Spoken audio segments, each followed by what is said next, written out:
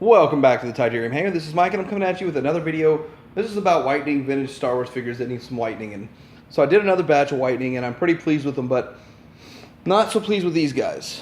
If you can look and see, he's still kind of yellow on his torso, and I guess I just didn't clean him up well enough. So on my last whitening video, if you refer back to it, not pleased with this guy either. But Toy Ploy had chimed in on the one that I kind of scarred my figures by leaving them in too long.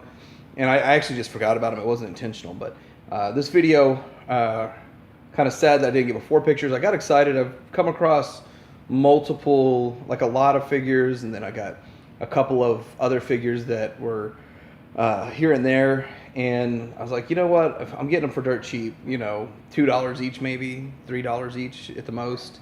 And I'll whiten them up, and I can never turn down a Stormtrooper. This one here turned out the best, I think. I got to kind of clean his face up a bit, but I think the color looks good.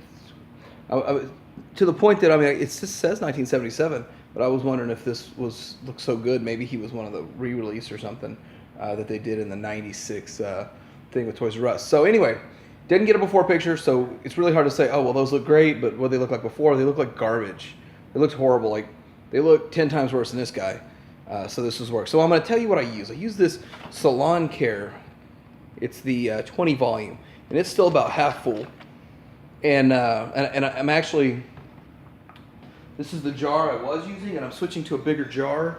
So I'm probably going to have to add a little to it. But I can reuse this over and over and over. I did 7 batches with my last batch.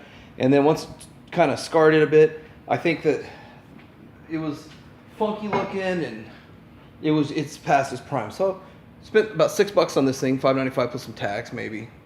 And then I've got this jar here. Now this is made of plastic and not glass, and it's supposed to be glass jar. So I'm going to see if the plastic makes a difference.